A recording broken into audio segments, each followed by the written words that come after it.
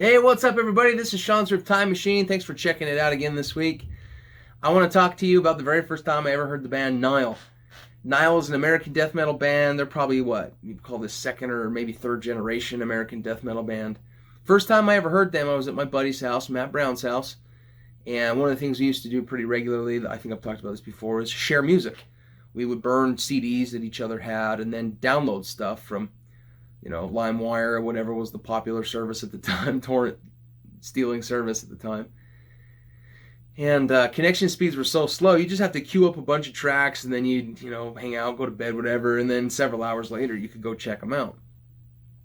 And I remember one night when we were hanging out there, I was trying to collect as many Down songs as I could. I'd heard maybe, I don't know, Stone the Crow from NOLA and thought that would be really cool to collect those, so I started downloading a bunch of Down songs, and then just random other things. I'd found some Bruce Dickinson solo stuff and decided to look at the band Nile because I'd heard the name before. I thought it was kind of cool, and queued up a few Nile songs, and only one of them finished, and it was the song Black Seeds of Vengeance. And so I listened to it and just like, nope, that's not for me, and got rid of it. I just could not handle it at the time. And this is probably 2001, maybe? That sounds about right. 2001. So it was years later that I actually, tried again. I've talked about it on the series where I finally kind of warmed up through bands that were a little less extreme, a heck of a lot more melodic, and then ended up warming up to death metal. And so I was eager to get back into Nile and check them out. And, found that they had some really, really good music. So, formed in 1993 by Carl Sanders. He's from South Carolina.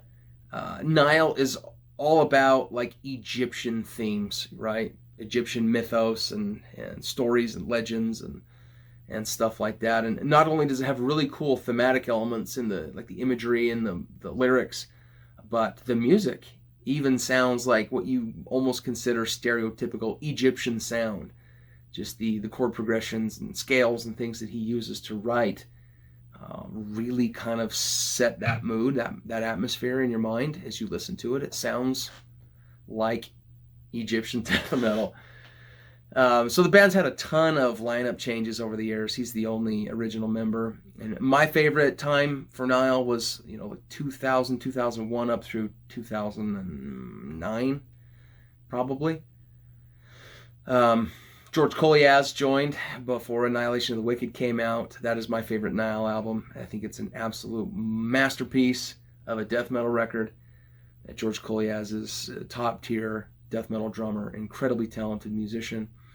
And at this time they had Dallas on vocals, who's the best frontman they've ever had.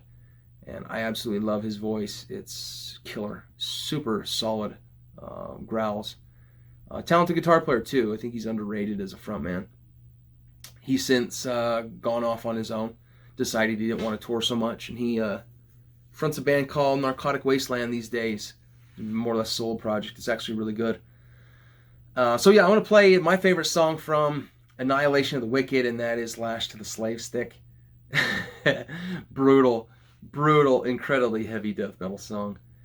Kind of harkens back to almost thrash territory if it was, if thrash was in drop A.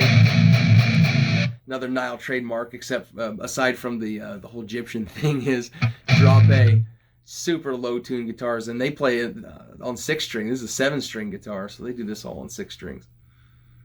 But go listen to the song, man. If you can stomach this, this is good stuff. Incredibly heavy death metal. This is Lashed to the Slave Stick.